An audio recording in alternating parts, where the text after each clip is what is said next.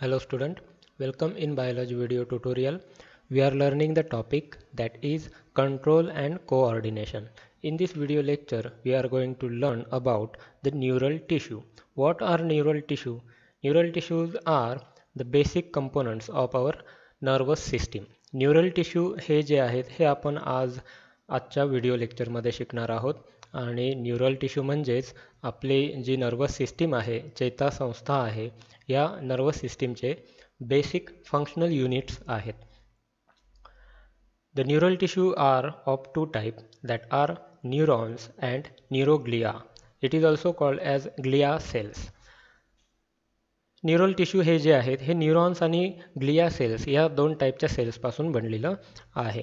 म्हणजेच काय, हा या ठिकाणी एक आडवा एक सेल दाखवलेला आहे, पिवळ्या रंगाचा जो आहे तो. यामध्ये हा सायटॉन एरिया आहे आणि हा एक्झॉन एरिया आहे. आणि हा जो सेल आहे याला न्यूरॉन असं म्हटलं जातं, ह्याला पोलार बॉडी असं म्हटलं जातं. आणि हे जे सेल्स आहेत म्हणजे इथे ॲस्ट्रोसाइट आहेत, ऑलिगोडेंड्रोसाइट्स आहेत. हे जे सेल्स आहेत यांना ह्या सेल्सला न्यूरोग्लिया असं म्हटलं जातं. आता या दोन्ही टाईपचे सेल्स आपण पुढे या व्हिडिओ लेक्चरमध्ये बघणार आहोत. While the nerves are is the bundle of axon. The word nerve is used for the bundle of axon outside the CNS, that is central nervous system, while the word tract is used for inside the direction. तर nerve हा जो काही शब्द आहे, मगाशी जो शब्द वापरला तो म्हणजे न्यूरॉन. बघा, दोन वेगवेगळे शब्द आहेत. न्यूरॉन म्हणजे नर्व सेल, न्यूरॉन म्हणजे नर्व सेल, आणि फक्त नर्व हा जो शब्द आहे, नर्व म्हणजे ही जी नर्व आहे, नर्व कॉर्ड ज्याला दुसरा एक सिनोनेम आहे, नर्व कॉर्ड. अनेक न्यूरॉन्स एकत्रित येऊन एक कॉर्ड तयार करतात, त्याला नर्व असं म्हटलं जातं. If this nerves is towards the central nervous system, outside the central nervous system, म्हणजे ही जर नर्व सेंट्रल नर्वस सिस्टीमकडून बाहेरच्या बाजूला जर येत असेल तर त्याला नर्व असं म्हटलं जातं. आणि ट्रॅक म्हणजे काय, जर हीच जी कॉर्ड आहे ही कॉर्ड जर आतल्या बाजूला येत असेल म्हणजे नर्वस सिस्टीमकडे जाणारी असेल तर त्याला ट्रॅक असं म्हटलं जातं. तर ह्या नर्वचे हे दोन टाईप आहेत. The nerves are of sensory or motor or mix, that is having both the type of sensory and motor fibers. आता हे जे नर्व्स आहेत, मगाशी आता आपण बघितले नर्व्स असतात सिरीजमध्ये, नर्व सेल्स एकत्रित येऊन ही एक नर्व तयार करतात. ही नर्व्स जर कोणत्या तरी सेन्सरी ऑर्गनकडून सेंट्रल नर्वस सिस्टीमपर्यंत इम्पल्स घेऊन जाणारी ही जर कॉर्ड असेल तर त्याला सेन्सरी न्यूरॉन असं म्हटलं जातं, सेन्सरी नर्व्स असं म्हटलं जातं. आणि त्याचबरोबर जर सेंट्रल नर्वस सिस्टीमकडून जर काही इम्पल्स हे मोटार ऑर्गनपर्यंत घेऊन जाणारे इम्पल्स जे आहेत आणि हे ज्या कॉर्डमधून जातात त्याला मोटार न्यूरॉन असं म्हटलं जातं. आणि काही नर्व कॉर्ड ह्या अशा आहेत की ज्या रिलेचं काम करतात, म्हणजे ह्या नर्व कॉर्डमधून सेन्सरी इम्पल्सेससुद्धा येतात आणि मोटार इम्पल्सेससुद्धा जातात. म्हणजे ह्या दोन्ही टाईपचा जो वे आहे ह्याला मिक्स टाईप ऑफ नर्व्स असं म्हटलं जातं. म्हणजे सिम्पली लक्षात ठेवायचं झालं तर कसं, सेंट्रल नर्वस सिस्टीमकडे येणारे इम्पल्स जी नर्व घेऊन येतात त्यांना सेन्सरी न्यूरॉन म्हणायचं, आणि सेंट्रल नर्वस सिस्टीमकडून बाहेर जाणारे जे इम्पल्स घेऊन जाणारे कॉर्ड्स आहेत त्यांना मोटार न्यूरॉन्स असं म्हणायचं. आणि मिक्स टाईप जर एखादी न्यूरॉन असेल तर त्याला मिक्स टाईप ऑफ नर्व्स असं म्हटलं जातं. The nervous system of higher animal and brings about coordination and control of various activities of the body with these nervous organs. आता हे जे नर्वस ऑर्गन्स आपण बघितले कोणते, तर नर्व सेल्स आहेत आणि नर्व्स आहेत. हे जे ऑर्गन्स आहेत ह्या ऑर्गन्सपासूनच वेगवेगळे ऑर्गन्स तयारसुद्धा झालेले आहेत. ते म्हणजे कोणते, ब्रेन आहे, स्पायनल कॉर्ड आहे, नर्व्स आहेत, पेरिफेरल नर्वस सिस्टीम आहे. हे जे ऑर्गन्स आहेत हे ऑर्गन्स शरीरामध्ये असणाऱ्या इतर सर्व ऑर्गन्स बरोबर कोऑर्डिनेशन आणि कंट्रोलचं काम करतात. So this is our nervous system, आणि अशा पद्धतीने ही नर्वस सिस्टीम तयार झालेली आहे. This is done through the sensory receptor as a sensory input towards the central nervous system.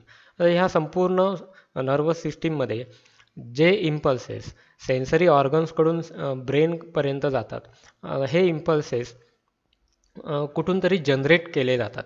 म्हणजेच काय, ज्या ठिकाणी बाहेरच्या एन्व्हायरमेंटमधले स्टिम्युलाय ॲक्सेप्ट केले जातात त्यांना रिसेप्टर ऑर्गन असं म्हटलं जातं.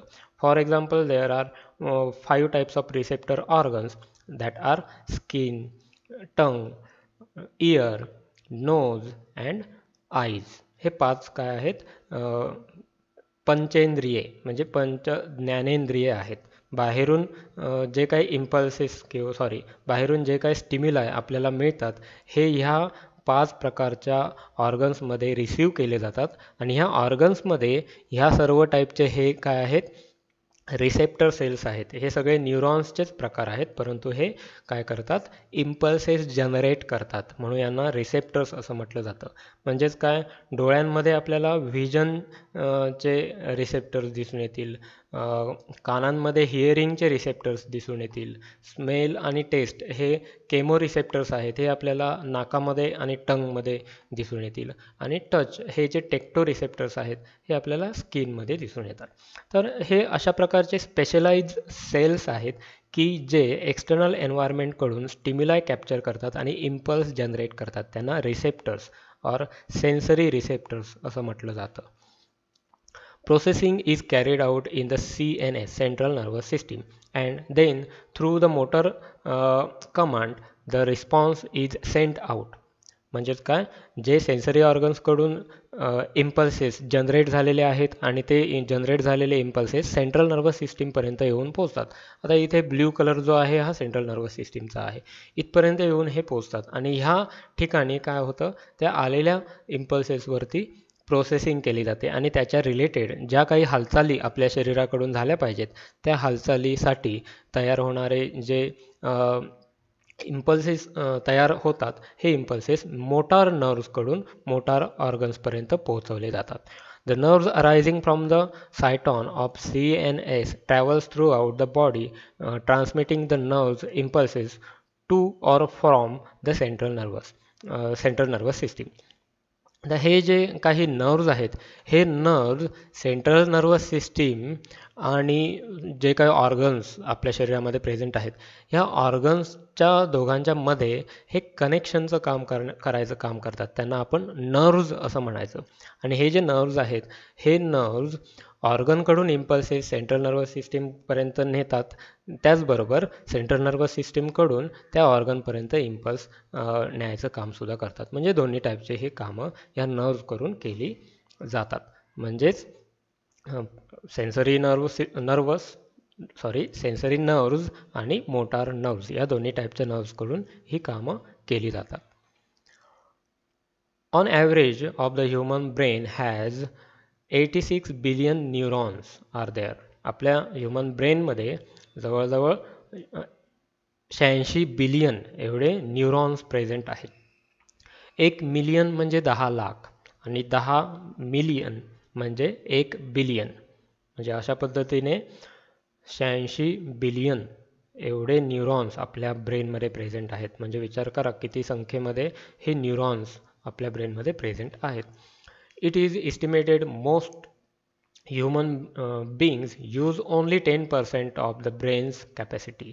आणि जास्तीत जास्त ह्युमन बिंग्स जे आहेत हे त्याच्या ब्रेन कॅपॅसिटीच्या फक्त 10%च कॅपॅसिटीचा यूज करतात.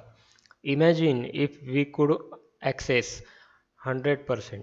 आणि विचार करा जर आपल्याला ह्या ब्रेनचा 100% ॲक्सेस मिळाला तर आपण काय करू शकतो. म्हणजेच फक्त 10% ब्रेनचा वापर करून सुद्धा इतर सजीव सृष्टीपेक्षा आपण सगळ्यात जास्त इंटेलिजंट आहोत. आणि जर आपण 100% वापर केला तर आपण त्याच्याही पलीकडे जाऊ शकतो, परंतु तसं सहसा झालेलं दिसून येत नाही. यामध्ये जे 2 पार्ट आपण मगाशी बघितले, नर्वस टिश्यू हे न्यूरॉन्स आणि न्यूरोग्लिया यापासून बनलेले आहेत. त्यापैकी न्यूरॉन्स हे आपण बघूया. These are the structural and functional unit of the nervous system. Neurons हे काय आहेत, नर्वस सिस्टीमचे स्ट्रक्चरल अँड फंक्शनल युनिट आहेत. म्हणजे जसं की सेल्स, नर्वस सिस्टीमचा जो basic structural and unit cells आहेत, ह्या सेल्सला आपण न्यूरॉन्स असं म्हणतो. दीज आर म्हणजे हे जे न्यूरॉन्स आहेत, हे न्यूरॉन्स त्याचं स्ट्रक्चर हे आपल्याला जनरली असं बघायला मिळतं.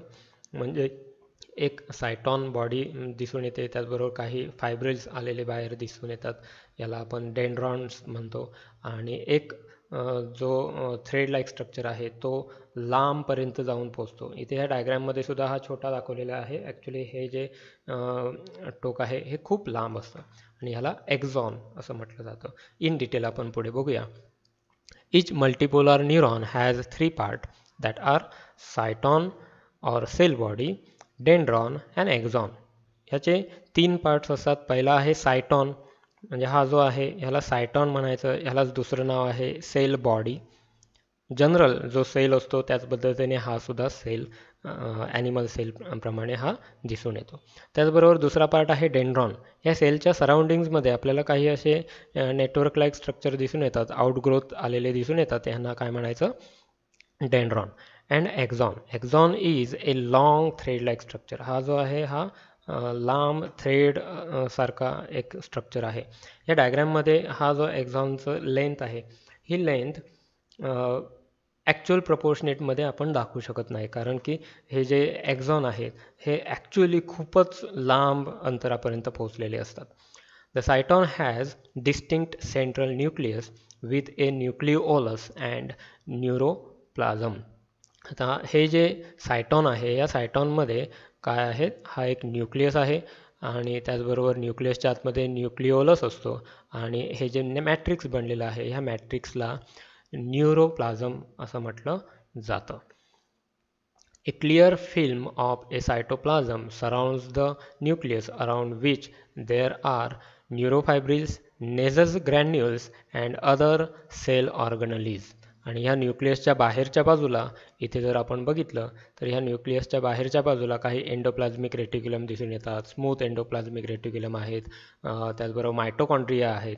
हे सगळे रेग्युलर जे सेल ऑर्गनलीज असायला पाहिजेत ते सगळे आहेतच, पण त्याचबरोबर काही स्पेशल सेल्युलर ऑर्गनलीज आहेत. ते म्हणजे कोणते, तर न्यूरोफायब्रिल्स आणि नेसल्स ग्रॅन्युल्स. हे जे आहेत काही ग्रॅन्युल्स प्रेझेंट असतात, ह्यांना नेझल्स ग्रॅन्युल्स म्हणायचं, आणि न्यूरोफायब्रिल्ससुद्धा प्रेझेंट असतात. नेझल्स ग्रॅन्युल्स हे काय आहेत हे आपण पुढे बघूया. नेझल्स ग्रॅन्युल्स आर रायबोप्रोटीन्स कंपोनंट. हे जे आहेत रायबोझोम्सचा कंपोनंट आहेत की जे प्रोटीन्स या स्वरूपात असतात. म्हणजे रायबोझोम आपल्याला माहिती आहे की RNA आणि प्रोटीन्स यांच्या मिक्सचरने रायबोझोम्स बनतात. त्यापैकी प्रोटीन स्ट्रक्चर जे आहेत हे नेझल्स ग्रॅन्युल्स तयार करतात. They play an important role in synthesis of enzyme required for the formation of neurotransmitters. Neurotransmitter हा जो काही प्रकार आहे हा दोन नर्व ज्या ठिकाणी एकत्रित येऊन मिळतात तिथे सिनॅप्स तयार करतात आणि तिथे सिनॅप्सच्या मधून न्यूरोट्रान्समिट इमिट केले जातात.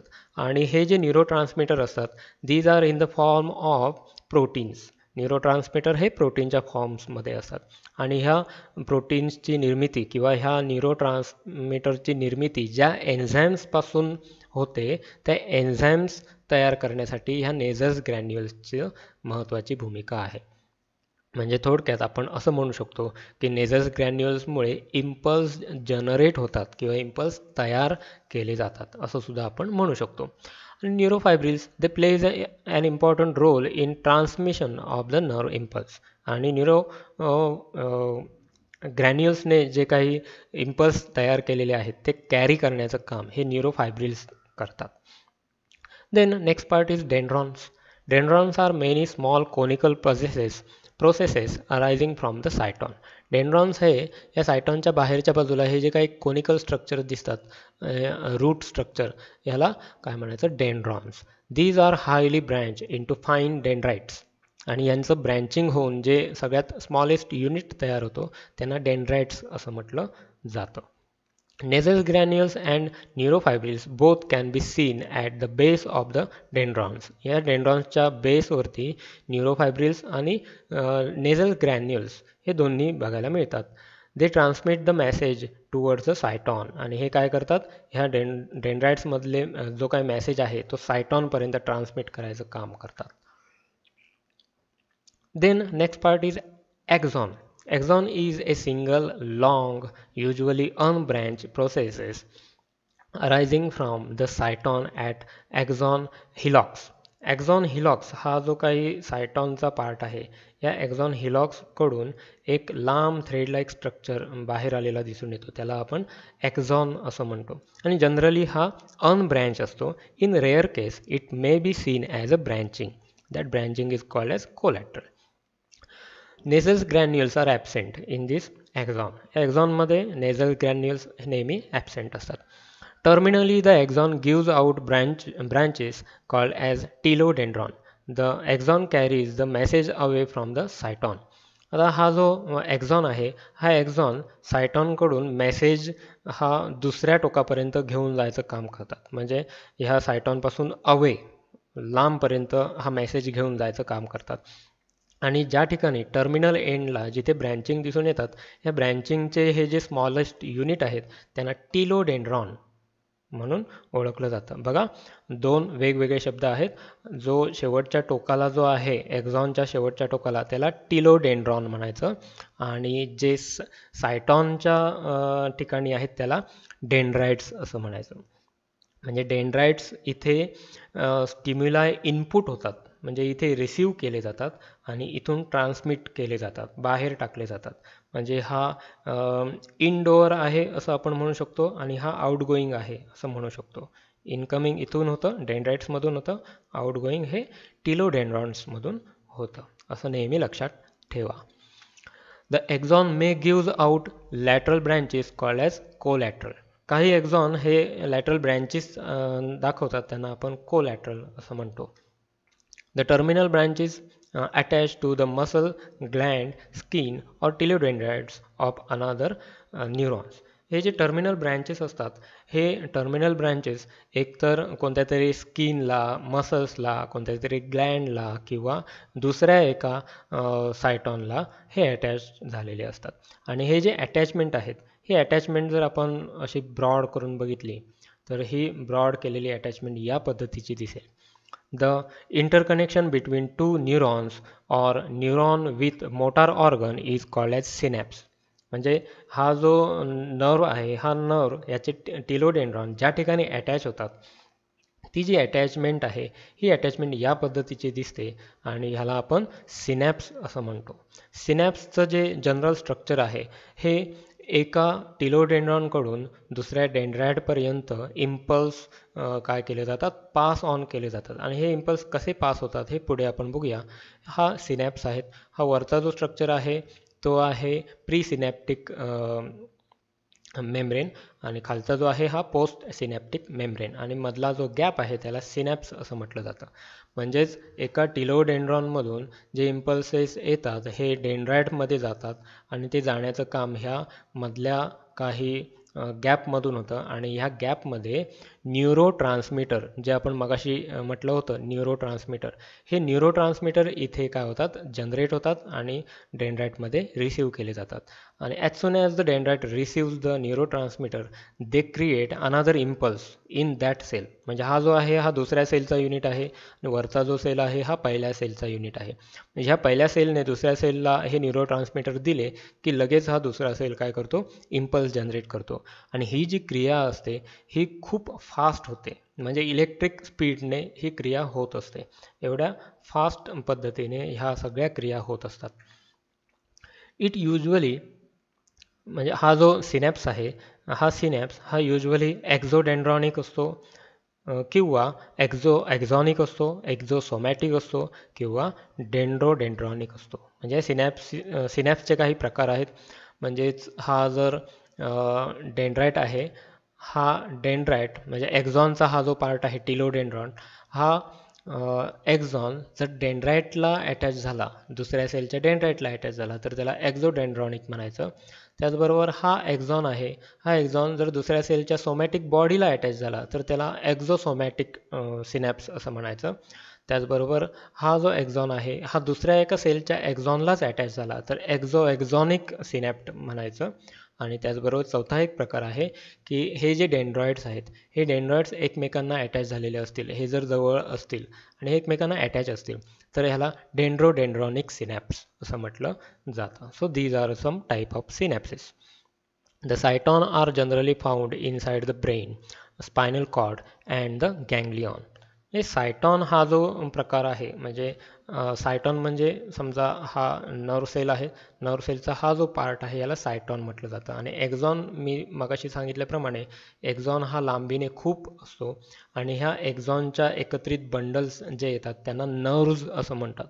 नर्व्ज जे नर्व्ज असतात, सेन्सरी नर्व्ह असेल किंवा मोटार नर्व्ह असेल, हे सगळे काय असतात, एक्झॉनचं बंडल असतं.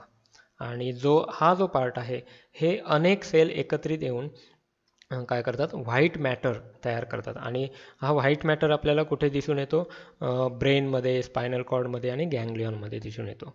Small group of cell bodies inside the white matter of the brain are called as basal nuclei. आणि ह्यालाच बेसल न्यूक्लियाय असं सुद्धा दुसरं नाव आहे. The bundle of axon called nerves may be covered only by neurolemma in the non-medulated nerves, while in the medulated nerves it is covered both by the medullary sheath and the outside the neurolemma. The न्यूरोलेमा हा एक layer असतो आणि generally ज्या वेळेला हा जो एक्झॉन आहे हा एक्झॉन जर रिकाम्या असेल किंवा त्याला कोणतंही कवरिंग वरच्या बाजूला नसेल तर डायरेक्ट न्यूरोलेमाचं कवरिंग ह्या एक्झॉनवरती असतं. आणि ह्या टाईपच्या nerve सेलला non myelinated nerve cells, त्याचबरोबर दुसरा एक शब्द आहे नॉन मेड्युलेटेड नर्व सेल्स. ओके. दुसरा एक प्रकार आहे तो म्हणजे मेड्युलेटेड नर्व सेल्स. मेड्युलेटेड नर्व सेल्स म्हणजे काय, तर हे जे इम्पल्स आहेत हे इम्पल्स फास्ट पुढे जाण्यासाठी त्यांना हेल्प करणारे काही सेल्स ह्याला अटॅच असतात. त्याला श्वान सेल्स असं म्हटलं जातं. आणि त्या श्वान सेल्समुळे मायलिन शीथ तयार होतं आणि ह्या मायलिन शीथमुळे ह्यालाच नाव पडलेलं आहे मेड्युलेटेड नर्व. ओके. मग हा जो मेड्युलेटेड नर्व आहे म्हणजे ऑलरेडी हा एक शीथ आहे आणि त्याच्याचबरोबर न्यूरोलेमा हा सुद्धा दुसरा लेअर आहे. म्हणजे मेड्युलेटेड नर्ववरती दोन लेअर दिसून येतात, ते म्हणजे कोणते, मेड्युलरी शीथ आणि न्यूरोलेमा. आणि जर नॉन मेड्युलेटेड असेल तर फक्त न्यूरोलेमा हा एकच लेअर त्यांच्यावरती एक्झॉनवरती प्रेझेंट असतो. Conduction of impulse by the medulated nerve is 50 times faster than non-medulated nerves. यामध्ये जर कंडक्शनचा रेट बघितला तर जे नॉन मायलिनेटेड किंवा नॉन मेड्युलेटेड नर्व्स आहेत यांच्यापेक्षा 50 पटीने जास्त फास्ट इम्पल्स कॅरी करायचं काम हे मेड्युलेटेड नर्व करू शकतात.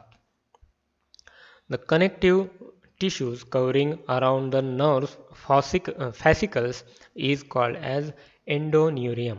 आता इथे जी नर्व्ज असते, मगाशी आपण म्हणालो की सेंट्रल नर्वस सिस्टीमकडून ज्या इतर ऑर्गनपर्यंत नर्व्ज जाऊन पोचतात, ह्या नर्व्ज फक्त एका नर्व सेलपासून बनलेल्या नसतात तर भरपूर साऱ्या नर्व्जच्या एक्झॉन ह्या पार्टपासून तयार झालेल्या असतात.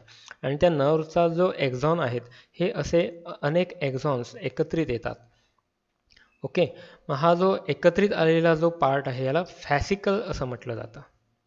आणि फॅसिकलचा एक युनिट जो आहे हा युनिट ह्याला जे कव्हरिंग आहे या कव्हरिंगला एंडोन्युरियम असं म्हटलं जातं. म्हणजे एकदम first covering of a single axon is called as एंडोन्युरियम.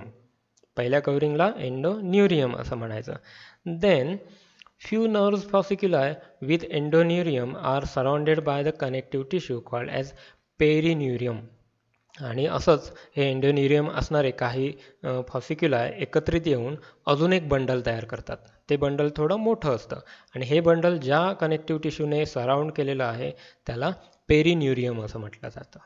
म्हणजे smallest or inner most layer is endoneurium, middle layer is perineurium. Okay. And then still large bundle of nerves is covered on the outer side is called as इपिन्युरियम. आणि एकदम बाहेरच्या बाजूला जे काही covering आहे त्याला इपिन्युरियम असं म्हटलं जातं. Blood is supplied to all the nerves to provide oxygen and nutrient. ह्या संपूर्ण नर्व्सला ऑक्सिजन आणि न्यूट्रिएंट मिळण्यासाठी या नर्व्समधून ब्लड सर्क्युलेशनसुद्धा आलेलं आपल्याला बघायला मिळू शकतं. Then next type of cells that are neuroglia.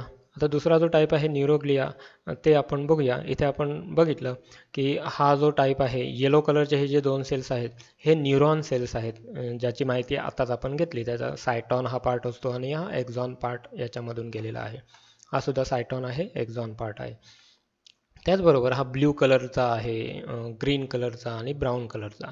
म्हणजेच मायक्रोग्लिया, ॲस्ट्रोसाइट्स आणि ऑलिगोडेंड्रोसाइट हे जे तीन प्रकार आहेत हे सिंगल सेल आहेत, हे नॉन पोलार आहेत आणि ह्यांना आपण न्यूरोग्लिया सेल्स असं म्हणतो. The neuroglial cells are far greater in number than the neurons. न्यूरॉन्सची जेवढी संख्या आहे त्याच्यापेक्षा कितीतरी पटीने जास्त संख्येने हे न्यूरोग्लियल सेल ह्या नर्वस सिस्टीममध्ये आढळून येतात. Most of the supporting cells of nervous system are derived from the some embryonic tissue layer, that is ectoderm, that produces neurons. आपण लास्ट टॉपिकमध्ये जे काही एम्ब्रियॉनिक कंडिशनमध्ये 3 लेयर्स असतात, एम्ब्रियॉनिक लेयर की एक्टोडम, मेसोडम आणि एंडोडम हे जर्म लेयर्स असतात embryonic कंडिशनमध्ये. आणि ह्या जर्म लेअरपैकी एक्टोडमपासून तयार झालेले हे सगळे काय आहेत, न्यूरोग्लिया सेल्स आहेत. The term neuroglia refer to as supporting cell of the central nervous system and the peripheral nervous system. आणि हे जे न्यूरोग्लिया सेल्स आहेत यांचं फक्त एकच फंक्शन आहे, ते म्हणजे सेंट्रल नर्वस सिस्टीम आणि पेरिफेरल नर्वस सिस्टीम ह्या दोन्ही नर्वस सिस्टीमला सपोर्ट करणं. म्हणजे ज्या ज्या ठिकाणी पेरिफेरल नर्वस सिस्टीम पोहोचू शकत नाही त्या त्या ठिकाणी हे न्यूरोग्लिया सेल्ससुद्धा आढळून येतात. आणि हे न्यूरोग्लिया सेल्स एक प्रकारचं नेटवर्क तयार करून हे पेरिफेरल नर्वस सिस्टीमपर्यंत ते इम्पल्स कॅरी करायचं काम हे करत असतात. म्हणजे हे सपोर्ट करायचं काम करतात, त्यांना मदत करायचं काम करत असतात. So this is about the overall nervous tissue. So we have completed in this video lecture the neurons, nerve cells and the neuroglia. The notes regarding to this video lecture you will find in the description box. Thank you.